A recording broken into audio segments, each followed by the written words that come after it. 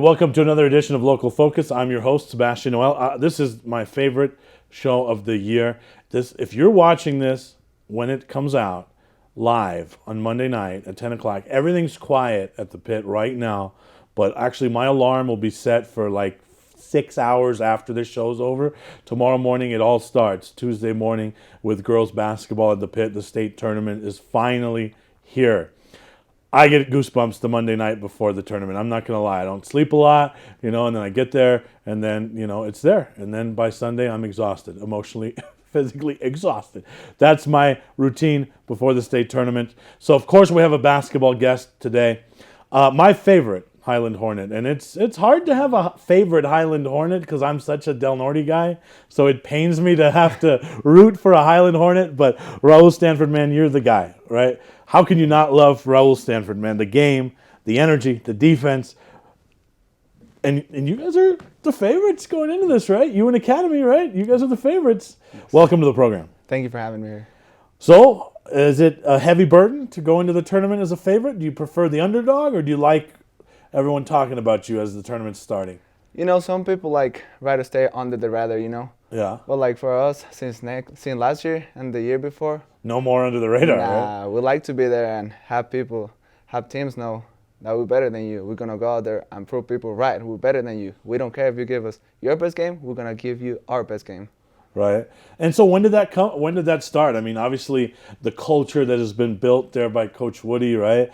But when did you guys, when did that swagger really take place? When did you guys get it, that confidence in you? I think it all started from Erasmo, Leo, all those guys. But then it turned out with Jose, right? And Alexis, that group was just phenomenal. Right. I learned a lot from those guys, and they just wanted to win. What is, if someone was asking you, what does it mean, Highland culture? What does Highland culture mean? What would you answer? How would you answer that question? For me, Highlands have family. Right. That's the greatest definition that I could use. The culture, the values that Coach Woody has incorporated on the program is just amazing to me, on and off the court. And so you talked about Erasmo and some of those guys from the early teams, right? We had a couple of those guys on the show, right, way back then. What did some of those guys, when you were coming into the program, what is some of the advice they gave you? How did they guide you as a youngster in the program? At that time, I was just trying to get better, learn from whatever I can, right? I always like to say, I feel like my cup is always empty, right? There's always room to learn. Those guys, when they come in the summer, even Alexis, Jose himself, just little details that coaches usually don't teach you. Right. That's what I learned from them. Give me an example. For example, give me a best one. I had one cheat code that Leo told me. He was like, when you go on the screens, the moment they hit you, that's when you can get out of it faster, right? Because you got that impulse, so you just turn and flip. You're right there, faster than the defender. They're adding some of that momentum, right? With that. Exactly. All right, I dig it. Some inside basketball stuff. All right, now let's put that shoe on your foot. What are you telling younger guys right now? I actually have a little passion of coaching. Okay. Coach D lets me sit at his bench and then talk in the locker room for the C team guys. Okay. All right. What are you telling the C team guys? I don't know. I just like going through some Coach Woody stuff, some things that I think would work with them. And I love those guys. They're just so coachable. They listen and they work hard. They do their best. Could you see yourself coaching at the end of your basketball career? Yeah, I do. I don't know if you know this, but former Del Norte alumni. Way back in my time, early 2000s, he was actually named RMAC Coach of the Year on the women's side.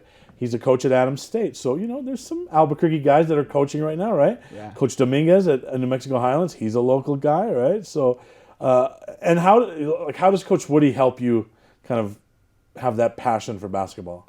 I think that passion came from seeing people succeed. Coach Woody, such a wise coach. He always said good things happen to good people. That's the first thing he focuses on. Before you're a good basketball player, you have to be a good person. And he's so nice. I go to, when you guys play, when you're playing Del Norte, I go to those games and you try to root against Highland, but you just can't. He's so damn nice. Is he just like that all the time? He is. It's real, there's so few moments when he has got mad.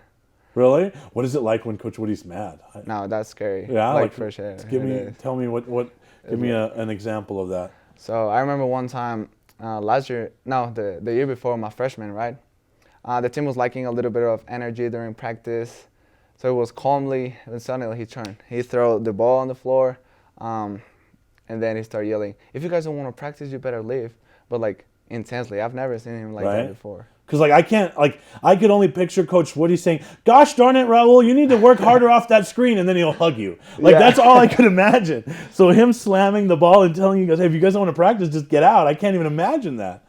Right? But how cool is it to have a positive role model and a father figure like Coach Woody to help you out when you mean you don't have family here, right? So you don't have family here in New Mexico. So how important is he in your life away from basketball? No, I admire him a lot. I say him like a father for me, you know, like all his values that he has. I admire them from him, and it feels good to have like a nice man that you respect his character with you all the time. So I want to talk about you a little bit, like. Where did you start to be the guy where you're just kind of like the energy, the defense, the heart, the glue? How did you become that player? I think it all started on my freshman year. You know, I was on the varsity, but I didn't get minutes. Del Norte knocked us out of that first round of state, right? And I was like, man, I have a feeling I could guard that that Shane. You know? Yeah, you've done a pretty nice job on him over the years, I gotta say. So that kind of sparked a little. Hey, I can hold that guy. That, and I was like, we've been having such talented kids on the team that it was hard for me to get minutes. You know, like they're just so good at scoring. This year too, Jesus, Sergio, Alexis, it's so easy for them to score, right? So I had to find a way, like a chance for me to like shine out of the rest. You know. So pretty smart. You're like, hey, defense could be the way I get on the floor. Yeah. See, you're already thinking like a coach. All right, we'll take our first commercial break. We'll get back with Raul right after this.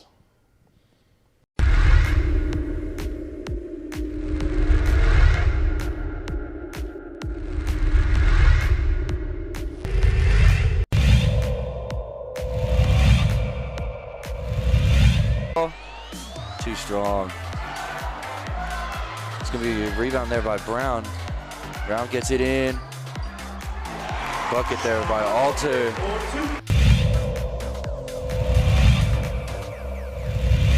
Crossover for Jackson. Salas steals the rebound and finds a cutting Mitchell at the rim. Great move. It's almost even in the foul territory, and the Cueva looking to take advantage. Said Yates draws the foul, and one opportunity is said, gives the muscles down.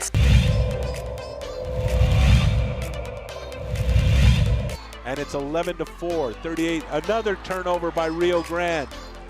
Montoya off the glass, up and in, back-to-back layups for the Demons.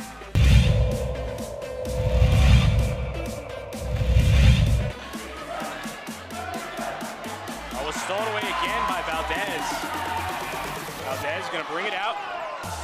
Valdez has to have around 3 or 4 steals. 3 by Mays. Bingo! That one rattles in for Alyssa Mays, and the All-District Player of the Year has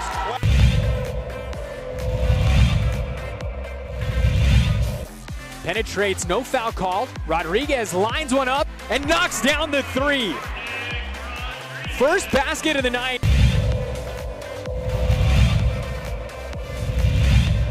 Back it out. Look at this deep 3. Wow! That was from NBA range.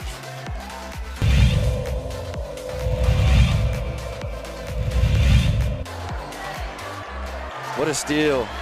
Stevenson 2-on-1, gets up, gets it in.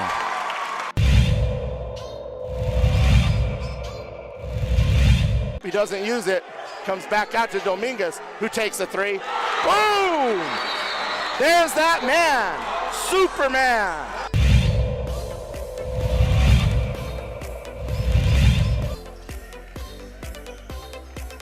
Turns, shoots off. Oh, wow. He made that. Wow.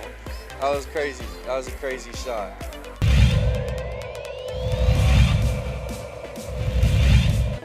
Has everybody on him. Now he got open. Open look for a 3, and that's what he does. A 3 for Denaclaw.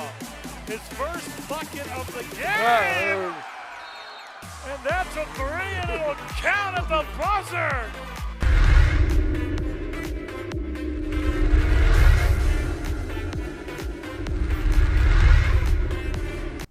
back with Highland Hornet, Raul, Stanford. All right, we're talking about kind of your identity as a player and how that got you into the lineup.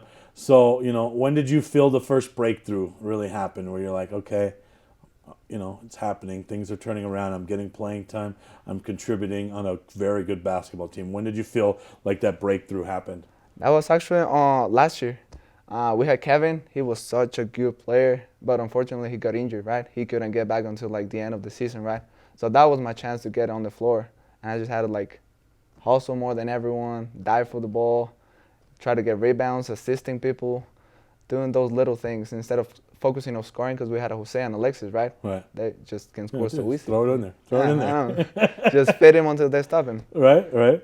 And so, but now you kind of are that guy, right? Like that's become your identity. And talk about how you embrace that role and that identity. Oh, I actually love playing defense, right? That's the thing that I'm passionate about, like diving for the ball. Our voice coach once told me, like, you got to have more heart than the other person, right? If not, he's going to destroy you. That's what I put my whole heart and soul in playing defense, just hustling. So I embrace that role. I like it. I like getting stops, charges, and people know me like, that guy can't play defense. See, and we get a bad rap at this show that we only have the superstars, that we only have the score. That's not true, right? Like that's 100% not true. Like I've always told you, you're my favorite Hornet, right? So I just dig that about you. Like it's a different team when you're out there. Like you can tell it's going to be a problem for the other team when you're out there playing. All right, you got to love your chances heading into the state tournament this year, right? Oh, yeah. So talk about that. Talk about the season. First, let's talk about the regular season. Obviously, you guys had a great regular season, so talk about that. I think we've been playing great basketball. We got lights out shooters, right? Alexis, True. I think our 5 starting guys all of them can shoot the ball. Brandon has been shooting so good, right? So, but you guys are deep, right? Like that's what I love about you. You guys are deep now, right? Like you had some adversity during the season, right? When some guys were being disciplined on the team. But I thought that made you guys such a better team because now you got 9 or 10 guys. Yeah. How do you feel about that? I feel like Coach Wood has a good amount of flair that he can put in the game, and we trust each one of us to get the ball and take the last shot. Like if we were on different teams, everyone could take the last shot, right? Yeah, I mean, I feel like you guys. If I had to pick a team that was similar to a Sandia offensively, I would say it's you guys. The way you move the ball and the way it is really, really unselfish play. That has to come from just hours of being together, right? Talk about that. The guys, we like spending time with each other, right? Even if it's out of practice, we try to take lunch together, practice together outside of Highland. Some of us get together in the mornings and put shots up before we have to go to school and start our classes. So we just like each other and trust each other, respect each other. And obviously, you guys have a bond with being the SAC kids, right? Yeah. And so that has to help with chemistry as well. And our audience that doesn't know about that, so talk about that a little bit here, right? You guys are not here with family, right? So talk about that whole SAC experience. Our legal guardian, Charlotte, she's an amazing coach. She's just like pour her life into helping kids like all over New Mexico, not only us. Right. Like she actually. So there's a big bond right there. That's before anything ever happens on the basketball court. You guys are already bonded by that, right? Yeah, we have a coach. Like we could say at home, like after our games, she'll call us, hey, you guys could fix this. Sometimes she'll be mad, right? But like, we like learning and we appreciate her so more. We love her. She's like a mother to us. Right. But does it ever get tough not having family at home? Sometimes, like you miss them, but at the same time, that reminds you that you're doing them for them, right? Right. But I mean, the good thing is you guys, all your games are available, right? So they get to watch them. Yeah, they get to watch us.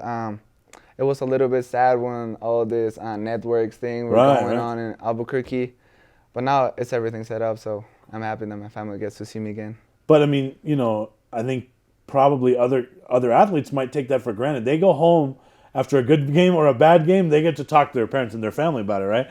But you guys kind of just have each other. But how does that make you stronger? That actually is a point because, like, you get home, if you had a bad game, your mom will hug you, right?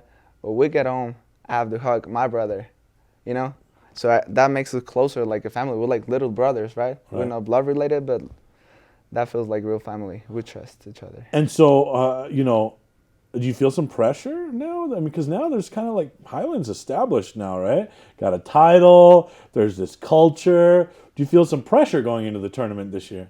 There's some pressure, but I think still like people don't respect Highland the way they should. Because, you know, back in the day, Highland used not to be a good basketball program, right?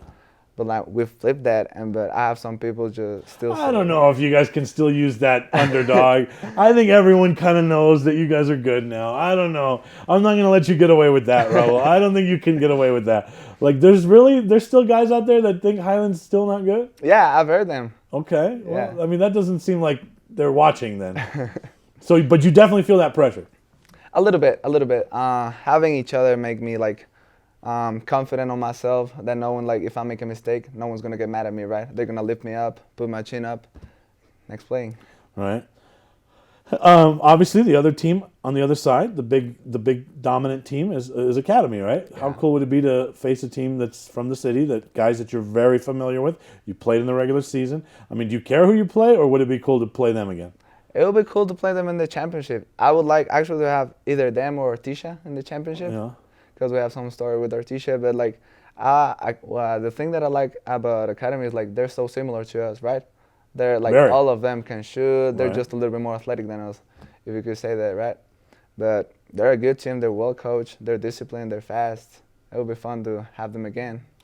Let me ask you this: is there a chance, like even a small chance, that Del Norte could make it to the pit? No, I actually think that they're a contender team. Like. You never know what happened. Even last year, like, they were low ranked. They made their way up. Yeah, but last year, I mean, they were ranked low because of all those guys missing because of COVID. Then they all came together. They had all their pieces. It's a very different story this year, I think we can say, right? Let's just say it would surprise me a little more if they made a run this year. What's tough about Artesia? Oh, they got a really good and strong team, but they got Nick Sanchez. Right. I love his game. I admire him. I study that. Like, he's such a good guard. He plays for the team, not for himself. He's tough to guard. I had a hard time last year. Yeah, I mean, he is pretty. He's shifty. He can, you know. Who's the hardest guy? Who's the hardest guy to guard in the city that you've played this year? In Albuquerque? Oh. Well, you could go the whole state if you want, but who's the hardest guy you've guarded? Who's the hardest guy to guard this season on your schedule? This season, I mean, I didn't guard him that much, but Brian Koff, he's just so big, and he has some guard moves, guard game. So. Yeah. I mean, he's pretty unique, right? Yeah. And a big guy that he can go out on the floor and do whatever, but also I'm impressed with his defense. He usually guards the other team's best guard, right? And he's a big guy. All right, who else? Who else is tough to guard? From this year, if I had to choose one, I don't know. I would still go with Shane, probably. And what makes Shane so hard to guard? I don't know. I haven't even been able to find his piece, right? Because when I study other guards, I try to find their rhythm, right? So I can anticipate what they're doing, but like with him, it's a little bit hard. Right. So that makes it tough. All right, who's the guy? You could name a name. That would be fun if you could name a name, but I'm not going to force you. But who's the guy when you're looking at your schedule where you're like, I can't wait to get to the gym tonight. I'm going to lock his ass up. Like, who's the easiest to guard? Who on your schedule are you like, yeah, I can't wait to play them? I don't know. It was fun to play Belen, Grants, those teams that don't have a guy. Yeah, it was fun to climb them. As a defender, do you have goals those games? Like, hey, under 40, under 30, under 50. Do you have individual goals? Like, okay, if I'm playing Shane, I want under 25, under 20. What does that look like? We do. As a team, we try to hold teams and opponents under 30 points. That's our goal. Right. Sometimes it's hard to do, like, depending how good the team is, right? But me personally, I just try to get stops, and like if he average 30 points, I'll set a goal for myself. Okay, I'll hold him under 14 points. Right. Dang, that's less than half. Yeah. All right. All right, we'll take a commercial break. Coming up next, top 5 things we don't know about Raul Stanford.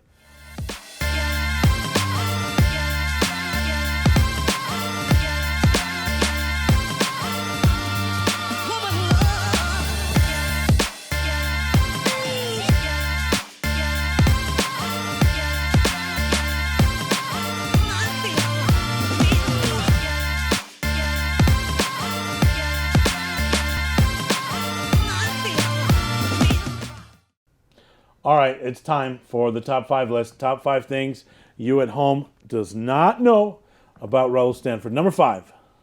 I do know a little bit of French. You do know a little bit? Okay. Je lui parle un peu. Okay. All right. I don't know what that means. But, all right.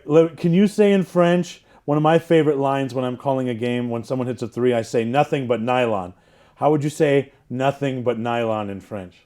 Yeah, that's actually tough. All right. I don't even know I'll how let to you get say back that. to me on that one. Okay. All right. So the elementary French, like you could get Yeah. around in Paris. Yeah, like I can understand everything. Okay. But like, I need a refresher. Right. So you can do the my name is, the bathroom's over here, the Yeah. ATM's over here, that kind of stuff? Yeah. All right. Number 4.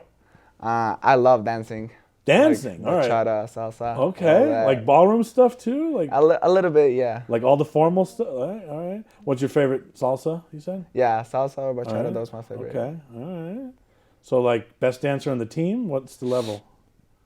Yeah, I would say so. Okay. Yeah. All right. Number 3.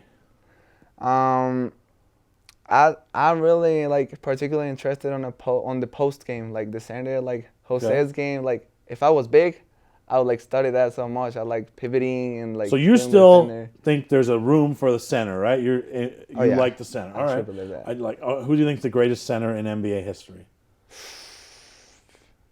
Shaq. Yeah. Yeah. It was just so big. All right. Nobody could All right. Let me rephrase the question this way: who do you think is the most skilled center in NBA history? Probably Elijah. See, I knew I loved this guy. Absolutely. Elijah Wan, right? That's my guy, the dream, Hakeem, right? All right, where are we at? Number 2. Number 2, top 5 things we don't know about Raul Stanford. I love soccer. Like when I Soccer. was younger, I used to play soccer. All right, so that was your original sport. All right. Yeah, it was. I think I was actually better at soccer than basketball, but basketball just stole my heart. you know? Okay, all right. Well, what position did you play in soccer? I was to be on the middle of the field. I try to like make the game work, All right. throwing those passes. Favorite club team? Real Madrid. Okay, well, we can edit that out. What's your team? What's Just your team? put over that, Josh. Just when he says that, just edit it to say Bayern Munich. All right. Okay. Perfect. All right. Number 1 thing we don't know about you. I'm a black belt at Taekwondo. Okay. So you can lock somebody down defensively, and if they have a problem with it, you could kick their ass. Maybe need a little bit of more stretchy and practice, but Okay. when I was younger, I used to. All right. Black belt. Okay. All right. That's pretty cool. When did you get into that? Since I was 3 years old, Okay. all my childhood. So I want to talk about the soccer thing more because that interests me. So when did you start that? You know, where I'm from, like you just play soccer in the streets. You know, you That's put the 2 thing, rocks right? and you just play soccer. Doesn't matter. So I started since I was young. Since I have memory, I would just kick the ball, try to score whatever I could. Imagine on my head, I was Messi or Cristiano. You know. Well, yeah.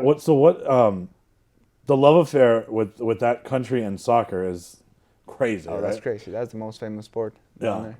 And so, was it difficult when you stopped playing soccer? Because it's kind of like expected, that all young men play soccer, right? Yeah. So, was it difficult for you? It was like an expectation for you to be good. Like if you were good at soccer, you would get like girls' attention, like teachers at school would respect you, and like So it was fun. And then when did it officially no more soccer? So I started playing basketball while I was still playing soccer. Okay. But then the details that you have to include in basketball, like I think it's a more complex sport, right? And it's way more faster, right? So I like that. So I just stopped playing soccer. I still play soccer for fun. Like if you invite me to play soccer, I would go play 7-on-7 or 11. It's okay. But it was probably in 6th year, 7th, Yeah. 5th grade maybe. So what is the problem with Mexico and soccer? Like why do you think they have not been more successful? Like I've had friends give me their theories, and like I notice a lot of them blame the coach.